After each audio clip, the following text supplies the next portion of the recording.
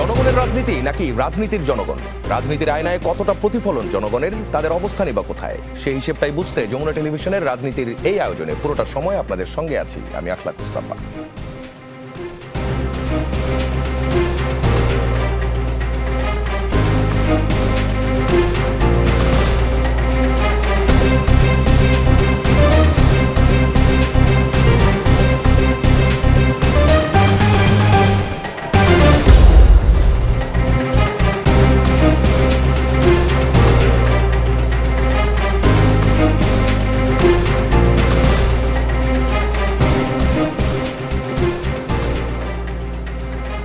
জনগণের বিশাল ম্যান্ডেট আর আকাশচুম্বী প্রত্যাশা নিয়ে যাত্রা শুরু করেছে নতুন সরকার, কিন্তু এই যাত্রাপথ কি কণ্টকমুক্ত? একদিকে তারেক রহমানের সৌজন্য সাক্ষাৎ আর সৌহার্দ্যের সুবাতাস, অন্যদিকে সংবিধান সংস্কার পরিষদের শপথ নিয়ে তৈরি হওয়া এক আইনি সংশয়, সব মিলিয়ে এক রোমাঞ্চকর রাজনৈতিক মোড়ে দাঁড়িয়ে বাংলাদেশ। আগামীকাল দুই ভাগে শপথের প্রস্তুতি চললেও প্রশ্ন উঠেছে, বিদ্যমান সংবিধান কি এই নতুন সংস্কার প্রক্রিয়াকে ধারণ করতে পারবে, নাকি শুরুতেই হোঁচট খেয়ে যাবে ঐক্যমত্যের রাজনীতি? আজ আমরা কথা বলবো নবনির্বাচিতদের চ্যালেঞ্জ এবং আগামীর সংসদের গতি প্রকৃতি নিয়ে। আমাদের সঙ্গে আছেন শাহ মোহাম্মদ ওয়ারেস আলী মামুন, জামালপুর ৫ আসন থেকে বিজয়ী সংসদ সদস্য, বিএনপির এবং কেন্দ্রীয় নির্বাহী কমিটির সহ সাংগঠনিক সম্পাদক, ময়মনসিংহ বিভাগ। আমাদের সঙ্গে জামায়াত ইসলামের প্রতিনিধিত্ব করবেন বাংলাদেশ সুপ্রিম কোর্টের আইনজীবী আল মামুন রাসেল। আমাদের সঙ্গে এনসিপির কেন্দ্রীয় সংগঠক আছেন আরমান হোসেন এবং ঢাকা বিশ্ববিদ্যালয়ের ডেভেলপমেন্ট স্টাডিজ বিভাগের অধ্যাপক আছেন ডক্টর কাজী মারুফুল ইসলাম। আপনাদের সবাইকে স্বাগত আজকের রাজনীতির আলোচনায়। শাহ মোহাম্মদ ওয়ারেস আলী মামুনের কাছে যেতে চাই। চ্যালেঞ্জ ও ম্যান্ডেটের কথা যদি বলি, বিশাল ম্যান্ডেট পেয়েছেন, কিন্তু একই সঙ্গে প্রত্যাশার চাপও আকাশচুম্বী। এই বিশাল জনআস্থাকে ধরে রাখা এবং স্থানীয় পর্যায়ে যে অভিযোগগুলো দেওয়া হয়েছে এতদিন, সন্ত্রাস, চাঁদাবাজি, এগুলো বন্ধ করতে চ্যালেঞ্জটা কতটুকু হবে বলে মনে করছেন?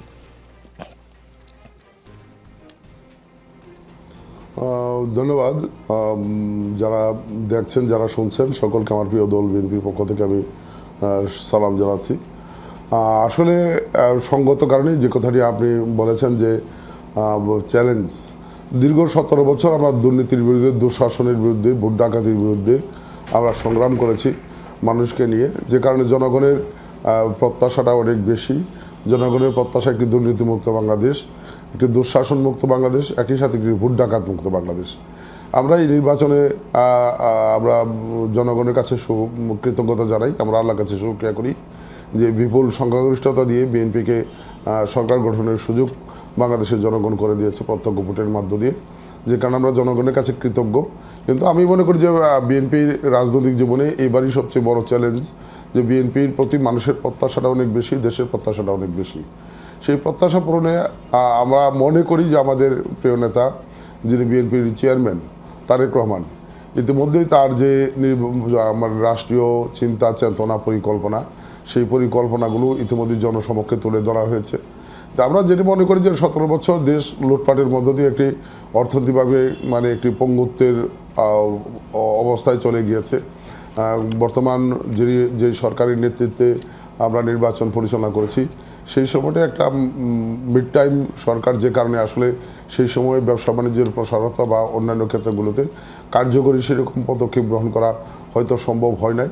সব মিলিয়ে আমরা এই 17, 18, 19 বছর একটি জেল এই বিএনপি সরকারকে টানতে হবে, যে কারণে বিএনপির সবচেয়ে বড় চ্যালেঞ্জ এখন যে বিএনপির মানুষের প্রত্যাশা পূরণ করতে পারবে কিনা। প্রত্যাশা পূরণ করা। আপনাকে খুব ছোট করে আরেকটা প্রশ্ন করি। আপনারা আগামীকাল সকাল 10টায় আপনারা শপথ নেবেন সংসদ সদস্য হিসেবে, এরপর মন্ত্রীরা শপথ নেবেন বিকেল 4টায়।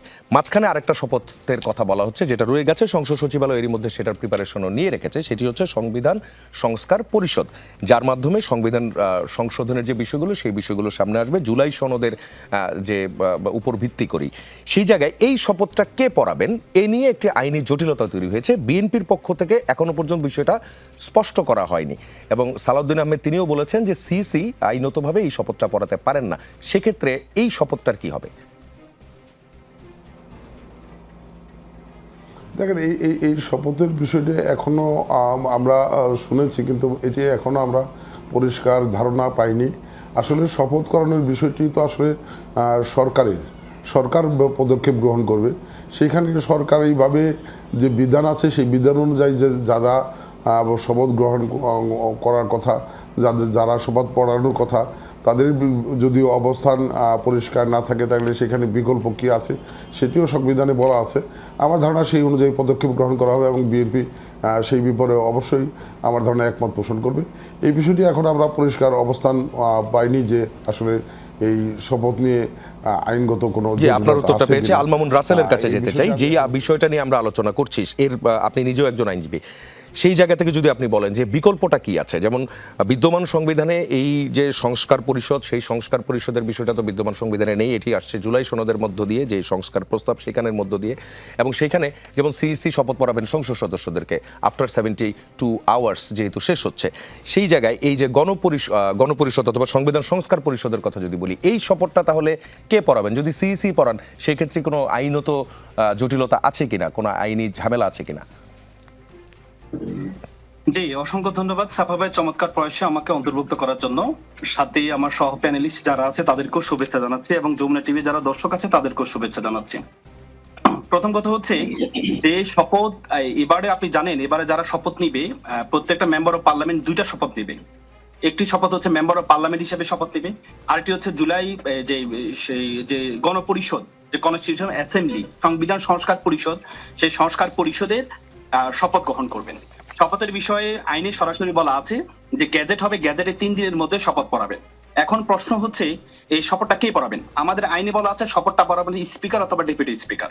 যদি স্পিকার এবং ডেপুটি স্পিকার না থাকে তাহলে আমাদের সংবিধান আর্টিকেল 148 বলা আছে যদি, তাহলে এটি প্রধান নির্বাচন কমিশন পড়াবে। এটা আমাদের আর্টিকেল, সংবিধানের আর্টিকেল 148 এর 2 এর বিতে বলা আছে। এবং আমাদের যে পার্লামেন্ট যে রুলস এন্ড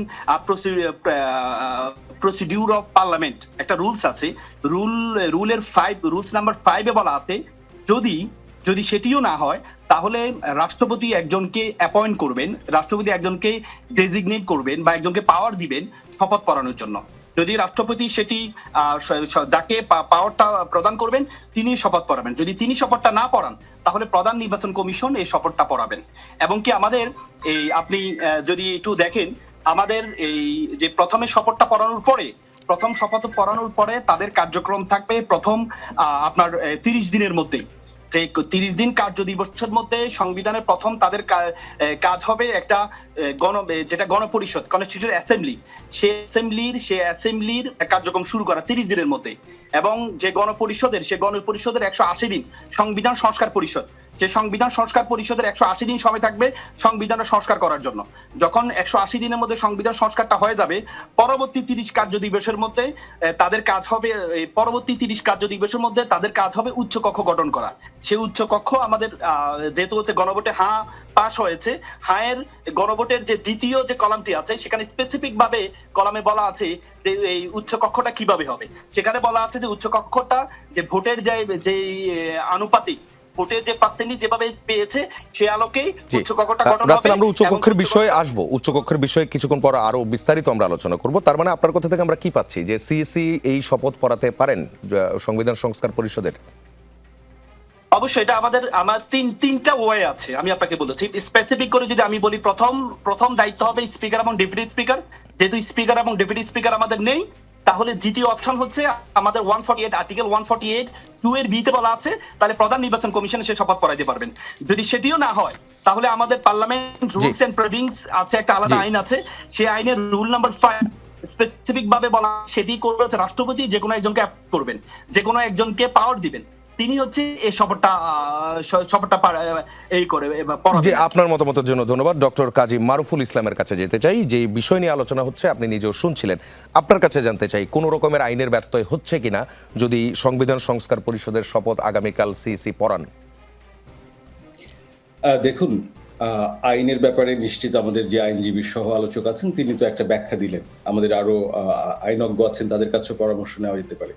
কিন্তু আমি যে প্রসঙ্গটা তুলতে চাই সেটা হচ্ছে যে আমরা এমন একটা সমস্যার মোকাবেলা করছি, সেটা হচ্ছে বিদ্যমান সংবিধানের আলোকে।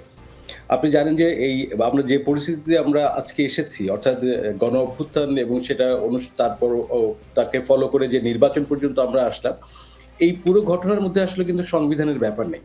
অর্থাৎ আমাদের যে কোনো সমস্যার সমাধানের মূল জায়গাটা কি? মূল জায়গাটা হচ্ছে রাজনৈতিক সমঝোতা। মানে আজকে যে আমরা বলছি স্পিকার পড়াবেন, ডেপুটি স্পিকার পড়াবেন, এই নিয়মগুলো কোথা থেকে এসেছে? এই নিয়মগুলো এসেছে হচ্ছে তৎকালীন বা যে প্রধান রাজনৈতিক পক্ষগুলো আছে তাদের মধ্যে একটা সমঝোতার ভিত্তিতে।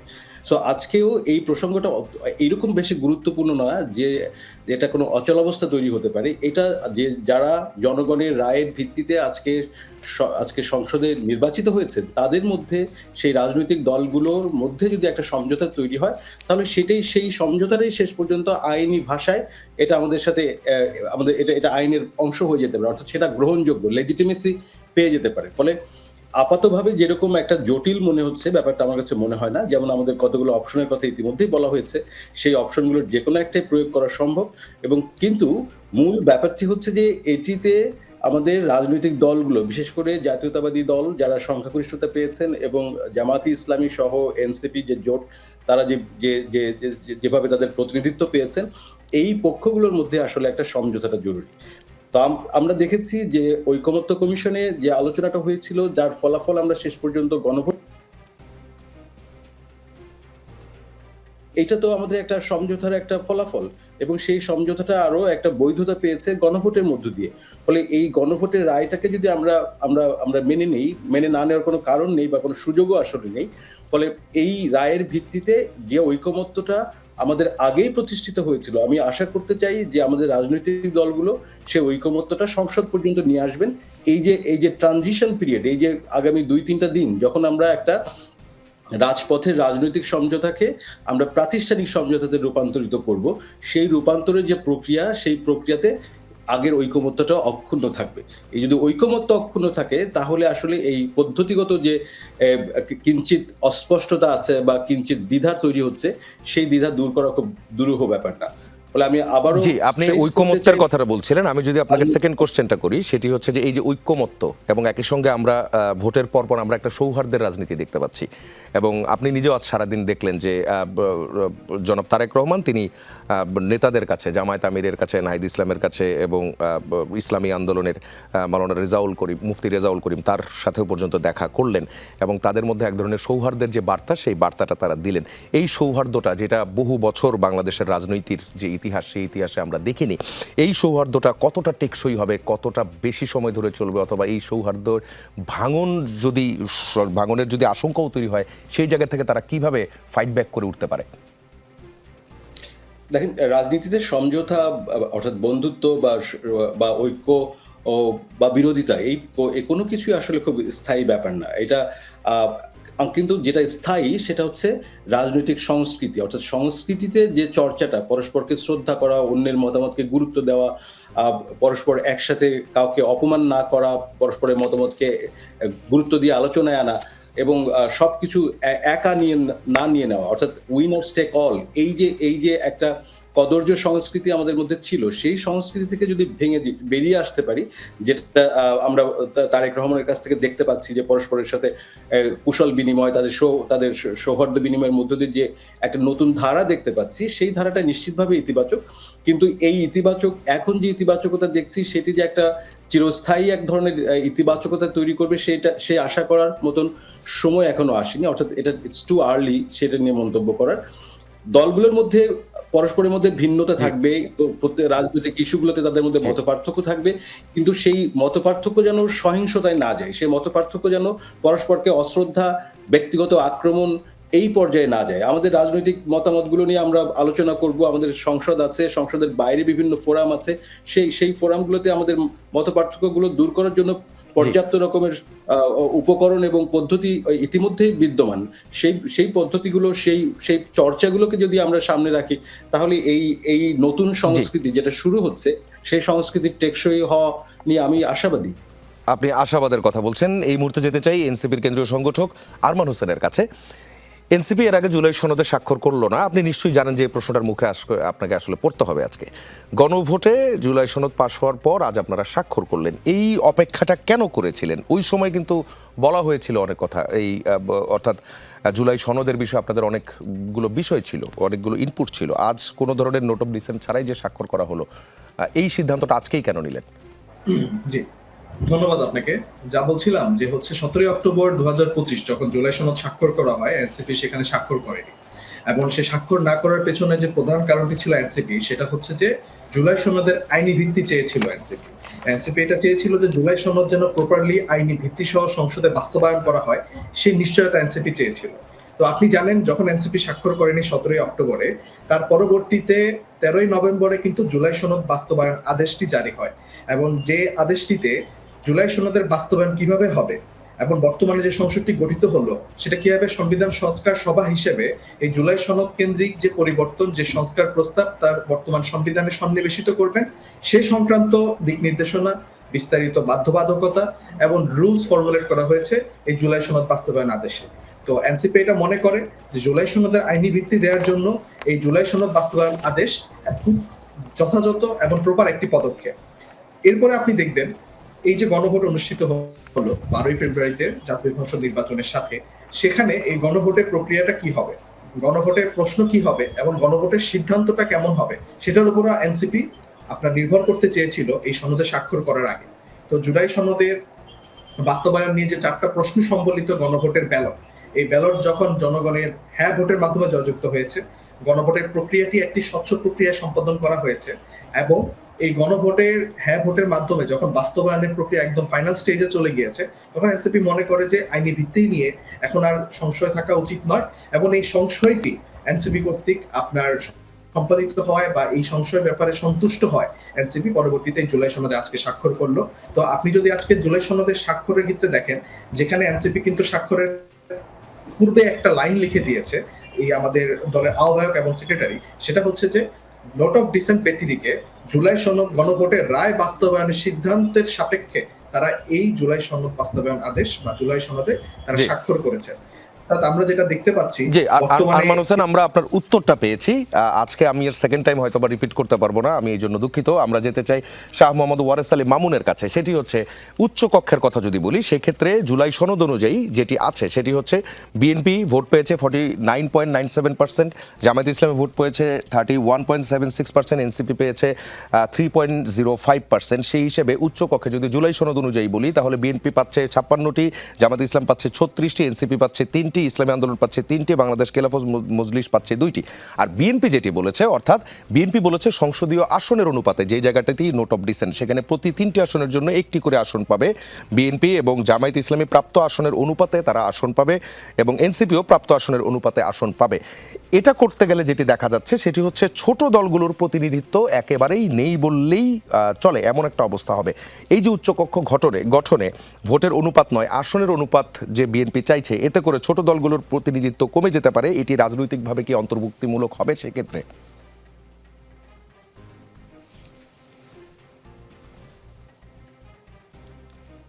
ওয়ারেস আলী মামুন। বোধ করি না, কিন্তু জি শোনা যাচ্ছে কি আমাকে? জি, আমি শুনতে পাচ্ছি। আপনি প্রশ্নটা শুনেছেন তো? জি শুনেছি আমি। দেখেন, আমাদের বিএনপির পক্ষ থেকে আমাদের মাননীয় ভারপ্রাপ্ত চেয়ারম্যান মহোদয় আমাদের তার নেতৃত্বে 31 দফা রাষ্ট্র সংস্কারের যে প্রস্তাবনা উপস্থাপন করা হয়েছে, সেই সময় কিন্তু উচ্চকক্ষের কথা বলা হয়েছে এবং সেইখানে কিন্তু সেই সময়ই বলা হয়েছে যে আসন ভিত্তিক পরিসংখ্যানের ভিত্তিতে উচ্চকক্ষে আসন বন্টন হবে। এই বিষয়টি বিএনপির প্রথম থেকেই বলে এসেছে, কিন্তু যখন সংস্কার কমিশন যে সংস্কার প্রস্তাবনা উপস্থাপন করেছেন, সেখানে কিন্তু বলা হয়েছে যে আপনার ভোটের পরিসংখ্যানের ভিত্তিতে আসন বন্টন করা। এই বিষয়টি এখনও দুর্দলমনতায় রয়েছে। এখন এইখানে আপনি যেটি বলেছেন ছোট দলের অংশগ্রহণ, এইখানে আসলে বিএনপি যে পরিকল্পনা, যে চিন্তা চেতনা নিয়ে এগোচ্ছে, বিএনপি সকলকে নিয়ে আগামী দিনের বাংলাদেশ চালাতে চায়, আগামী দিনে বাংলাদেশ সাজাতে চায়। এই বিষয়টিতে বিএনপির দ্বিমত নাই, কিন্তু বিএনপির প্রস্তাবনাটা যেটি আমরা যদি দেখি গুরুত্বের সাথে, যে এই সংস্কার কমিশন যে প্রস্তাবনা উপস্থাপন করেছেন, বিএনপি কিন্তু এর অনেক আগে থেকে বিএনপি এই উচ্চকক্ষ আর কথা বলে এসেছে এবং বিএনপি প্রথম থেকেই সেই বিষয়ে আপনার আসন ভিত্তিক বন্টনের কথা বলেছে, পরিসংখ্যানের ভিত্তিতে বন্টনের কথা বলেছে। এখন বিএনপি জাতীয় নির্বাচন হয়ে গেছে, হয়তো আমাদের সংসদীয় ভোট বসবে, বিএনপি নীতি নির্ধারণী ফোরাম বসবে। এই বিষয়টি বিএনপি নোট অফ ডিসেন্ট দেওয়া আছে, আমার মনে হয় যে পরবর্তী সময়ে এই কার্যকরী সিদ্ধান্ত নেওয়া হবে, যে সিদ্ধান্তটি এই দেশের জন্য কার্যকরী হবে, জনগণের কল্যাণের জন্য কার্যকরী হবে এবং জুলাই সনদের পক্ষে হবে। আমার মনে ধারণা এরকম একটি সিদ্ধান্ত বিএনপির তরফ থেকে আসবে, যেটি হয়তো আগামীকালকে শপথ নেওয়ার পরে হয়তো এই বিষয়গুলি নিয়ে আমাদের মধ্যে মামুন, আপনাকে ধন্যবাদ। যেতে চাই আল মামুন রাসেলের কাছে। যে বিষয়টা নিয়ে কথা হচ্ছিল, আপনিও কিছুক্ষণ আগে এটা শুরু করেছিলেন। উচ্চকক্ষ গঠনে বিএনপি চাচ্ছে আসনের অনুপাত, আপনারা চেয়েছেন ভোটের অনুপাত। এই দ্বিমত জুলাই সনদ বাস্তবায়নকে বাধাগ্রস্ত করবে কিনা? যদিও বিএনপির যিনি সংসদ সদস্য হতে যাচ্ছেন তিনি কিন্তু বলেছেন যে তারা এই বিষয়গুলো টেক কেয়ার করবেন, লক্ষ্য করবেন। দেখেন, আমি বিশ্বাস করি উচ্চকক্ষের যে ধারণা থেকে আসছে সেটা হচ্ছে ক্ষমতার ট্র্যাক অ্যান্ড ব্যালেন্স, ক্ষমতার ভারসাম্য রক্ষা করা। ভারসাম্য রক্ষা করার জন্য উচ্চকক্ষে পিআর কে করা হয়েছে। কারণ আপনি জানেন আমাদের যে বর্তমানে যে ভোটের যে পলিসি, এই পলিসিতে আপনি মাত্র 5-6% ভোট বেশি পেয়ে আপনি 2/3 মেজরিটি পেয়ে যাচ্ছেন। মাত্র 20-25 লক্ষ ভোট বেশি পেয়ে আপনি দেখেন 2,88,00,000 ভোট পেয়েছে জামাত জোট, তার এর মধ্যে মাত্র 15 লক্ষ বেশি পেয়েছে বিএনপি। কিন্তু এরপরেও তারা 2/3 মেজরিটি পেয়েছে, যে সংবিধান সংস্কার করার পুরো ক্ষমতা চলে আসছে। উচ্চকক্ষের ধারণাটা এইভাবে আসছে যাতে আপনি 2/3 আসন পাওয়ার পরেও যাতে যখন আপনার এটা পিআর হবে উচ্চকক্ষে, তখন প্রত্যেকটা দলের প্রতিনিধিত্ব থাকবে, আপনি চাইলেও সংবিধান সংশোধন করতে পারবেন না। কিন্তু আপনি যদি বলেন এটা আসন ভিত্তিক হবে, তাহলে তো আলটিমেটলি উচ্চকক্ষের কোনো দরকার নেই। আপনি আপনার যে 300টা আসন আছে, 300টা আসনের সাথে আরেকটি 100 আসন যুক্ত করলেই 400 আসনে হয়ে যায়। তাহলে আপনার উচ্চকক্ষ করে এত টাকা পয়সা খরচ করে নতুন কোনো প্যাটার্ন করে কোনো লাভ হবে না। দেখেন এখানে এই বিএনপি যে এবার, আমি বিশ্বাস করি, কারণ বিএনপির প্রধান যিনি আপকামিং প্রধানমন্ত্রী, ওনার যে ভাষ্য, ওনার যে বিহেভ কয়েকদিন আমরা দেখেছি, আমরা বিশ্বাস করি উনি যে গণভোটে মানুষের যে রায়, এই রায়কে অবশ্য সম্মান দিবে। দেখবেন গণভোটে আপনার স্পেসিফিক ভাবে গণভোটে কিন্তু বলা আছে, গণভোটে 4টা প্রশ্ন করা হয়েছে। 4টা প্রশ্ন, প্রথম প্রশ্ন হচ্ছে সাংবিধানিক প্রতিষ্ঠানগুলো সংস্কার আলোকে চলবে। দ্বিতীয় প্রশ্ন ছিল হচ্ছে উচ্চকক্ষে যে ভোটের যে প্রাপ্ত অনুপাত হারে হবে। তৃতীয় প্রশ্ন ছিল হচ্ছে 30টা যে সংস্কার আছে এই সংস্কারগুলো হচ্ছে আপনার মেনে নিবে। এবং চতুর্থ প্রশ্নটি ছিল এই 30টা বেসিক সংস্কারের বাইরে যে সংস্কারগুলো করেছে, এই সংস্কারগুলো বিভিন্ন দল যিনি 2/3 মেজরিটি পাবেন তিনি চাইলে ওনার ইশতেহারের আলোকে পরিবর্তন করতে পারবেন, চতুর্থ ঘ নাম্বারটা। তার মানে আপনি দেখেন, আপনি যদি এই আমাদের যে বর্তমানে যে ভোটের সিস্টেম, এই ভোটের সিস্টেমটা কিন্তু পরোক্ষভাবে ভোট হয়। এমপিদেরকে ভোট দেয় মানুষ, এমপি হচ্ছে প্রধানমন্ত্রী করা হয়। কিন্তু গণভোটে আপনি প্রত্যক্ষ ভোট হয়েছে, জনগণ সরাসরি ভোট দিয়েছে যে তারা দেশটা কিভাবে চলবে। এর আগে নির্বাচন হচ্ছে দেশ কে চালাবে এটা নিয়ে ভোট হয়েছে, এই এমপি ইলেকশনটা। আর গণভোটটা হয়েছে দেশটা কিভাবে চলবে। জি, আল মামুন রাসেল, আপনাকে ধন্যবাদ। আমরা আপনার কথার মূল যে অংশটি সেটি পেয়েছি। ডক্টর কাজী মারুফুল ইসলামের কাছে যেতে চাই। উচ্চকক্ষ গঠন নিয়ে যে দ্বিমত, এই দ্বিমতের ভবিষ্যতে কি কোনো ধরনের জটিলতা অথবা সংকট তৈরি করতে পারে কিনা? দেখুন, প্রথমত উচ্চকক্ষ আমাদের দরকার এবং সেই উচ্চকক্ষটা অবশ্যই এই সংখ্যানুপাতিক হারেই হতে হবে। অর্থাৎ এই বর্তমান সংসদের আর একটা অনুরূপ কপি তৈরি করে যদি আমরা উচ্চকক্ষ করি তাহলে সেটা একটা অর্থহীন অপচয় হবে। ফলে আমাদেরকে গণভোটে যেভাবে বলা হয়েছে সেভাবে আসলে হতে হবে। যে বিরোধ তৈরি হয় বা মত পার্থক্য তৈরি হয়, যেটা মীমাংসাই করা যাচ্ছে না, সেটা বাংলাদেশের রাজনীতির জন্য খুবই দুঃখজনক হবে। আমি আশা করছি এবং আমি দেখছি এখনো পর্যন্ত যে রাজনৈতিক সংস্কৃতি আছে, যে সমঝোতার আবহ আছে এবং জুলাই গণ অভ্যুত্থানের যে স্পিরিট এখনো আমাদেরকে একসাথে রেখেছে, মানুষের যে রায়টা আছে সেই রায়টাকে পাশে ফেলে দিয়ে কোনো দল তার সংখ্যাগরিষ্ঠতার জোরে যদি অন্য কিছু করতে চায়, সেটা বাংলাদেশের রাজনীতির জন্য অশুভ হবে না, খুবই অশুভ হবে। ফলে আমরা আসলে বাংলাদেশ যে পর্যায়ে এখন আছে, অর্থাৎ বাংলাদেশের অর্থনীতি, সামাজিক স্থিতিশীলতার যে অবস্থা, আইন শৃঙ্খলা রক্ষার যে অবস্থা, পররাষ্ট্রনীতির যে অবস্থা, সেক্ষেত্রে আসলে এই শক্তিগুলোর মধ্যে অনৈক্য আমরা এখন অ্যাফোর্ড করতে পারি না। আমাদের বাংলাদেশ সামনে যাওয়ার জন্য আসলে এটা কোনোভাবে আমরা এটা পারবো না। ফলে এই মুহূর্তে অবশ্যই এই ঐক্য আমাদেরকে বজায় রাখতে হবে, এটার কোনো রকমের বিকল্প নেই। ফলে আপাততভাবে আমাদের যে মত পার্থক্যগুলো আছে, আমি মনে করছি যে নির্বাচিত জনপ্রতিনিধিরা আছেন সেখানে আরো আলোচনা হতে পারে। সেই আলোচনাতে কোথাও যদি আরো কিছু সামান্য সংশোধনের ব্যাপার থেকে সেটা তারা করতে পারেন, কিছু অ্যাকোমোডেট করতে পারেন। কিন্তু মূল যে স্পিরিট, জুলাই সনদের যে স্পিরিট এবং তার ভিত্তিতে যে গণমানুষের রায়, সেই রায়টাকে উপেক্ষা করার সুযোগ নেই। সেটা করলে আমাদের এই রাজনৈতিক দলগুলোর মধ্যে ঐক্য কোথায় ক্ষতিগ্রস্ত হবে নাকি উপকৃত হবে সেটি আমার উদ্বেগের বিষয় না। উদ্বেগের বিষয়টা হচ্ছে যে বাংলাদেশ একটা বিপদগ্রস্ত হবে, সেই বিপদটা আসলে আমরা এই মুহূর্তে অ্যাফোর্ড করতে পারি না, আমাদের পক্ষে সেটা করা সম্ভব না। আমি আশা করি যে রাজনৈতিক দলগুলোর মধ্যে সেই সুমতি এবং সেই সুস্থিরতা এবং দায়িত্বশীলতা দেখা দেবে। জি, ডক্টর কাজী মারুফুল ইসলাম, আরমান হোসেন, শাহ মোহাম্মদ ওয়ারেস আলী মামুন এবং আল মামুন রাসেল, আপনাদের চারজনকে অসংখ্য ধন্যবাদ আজকের রাজনীতিতে আমাদের সঙ্গে জয়েন করার জন্য। দর্শক, রাজনীতিতে শেষ বলে কিছু নেই, তবে এবারের প্রেক্ষাপট ভিন্ন। 180 কার্যদিবসের মধ্যে সংবিধান সংস্কারের যে বিশাল কর্মযজ্ঞ সামনে, সেখানে বিএনপি এবং জামাতের ঐক্যমত্যই হবে মূল চাবিকাঠি। আজকের আলোচনায় স্পষ্ট, নতুন সরকার শুধু একটি প্রশাসনিক কাঠামো নয়, এটি একটি রাজনৈতিক প্রতিশ্রুতির পরীক্ষা। একদিকে বিশাল জনমেন্ডেট, অন্যদিকে গণভোটের সংস্কারের স্পষ্ট বার্তা। একদিকে সৌহার্দ্য, অন্যদিকে নোট অফ ডিসেন্ট। একদিকে নবীন প্রবীণদের সমন্বয়ে প্রতিশ্রুতি, অন্যদিকে ক্ষমতার ভারসাম্য নিয়ে নানান আলোচনা। বাংলাদেশ কি সত্যি প্রবেশ করেছে এক নতুন রাজনৈতিক অধ্যায়ে? সেটাই উত্তর আসবে সময় মতো।